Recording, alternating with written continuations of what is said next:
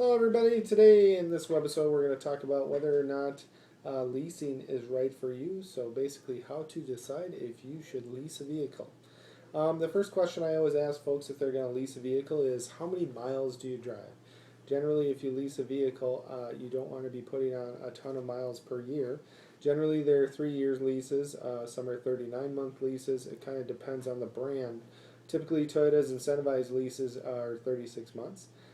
You can get 12 or 15,000 miles per year on the lease, so 36 or 45. You can also purchase extra miles if you need them or anticipate you will go beyond those mileage limits. Leasing is basically a long-term rental from the manufacturer. So you have a purchase price of a vehicle, and then you have a residual value. To make it very easy, we're going to use 30,000 for the purchase price, 20,000 for the residual. So what you pay on is the difference between the two numbers, which is about $10,000, plus you add in the acquisition fee, which is basically the $650 origination fee for doing the lease. That goes right to the manufacturer. And then any sort of documentation fee, ours is $179, which is one of the lowest around. Essentially you take that number and then you have a rent charge. So a lot of people ask, what's the interest on a lease? It's not currently called interest, it's what we call a rent charge. So you're borrowing the money in terms like a rental long term from the manufacturer. So you can equate it to an interest rate. There's a calculation to figure that out. A lot of times incentivized lease rates can be anywhere from 5% or lower. There is no such thing as a 0% lease because you're always going to pay some sort of rent charge to the manufacturer. The great part with Toyota too is they give you Toyota Care now on a lease for 3 years, so all your maintenance is paid for. Oil changes, tire rotations, fluid top-offs, safety inspections are covered free of charge. The other question I ask people when they lease is what do they plan on doing with the vehicle at the end? You can do a number of things, 4 exact options. One, you can turn the vehicle back into Toyota, the manufacturer. If you do this and you have more than the 36 or 45,000 allotted miles, they will charge you a penalty. Generally it's 15 cents a mile. That is if you hand the keys back and you walk away from the vehicle. You can trade it, so if you have equity, you trade it in, take your equity, put it towards the purchase of a new vehicle. You can sell it on your own and take the equity, or you can refinance the balance or pay it off with cash. This means basically you're buying out the lease at the end.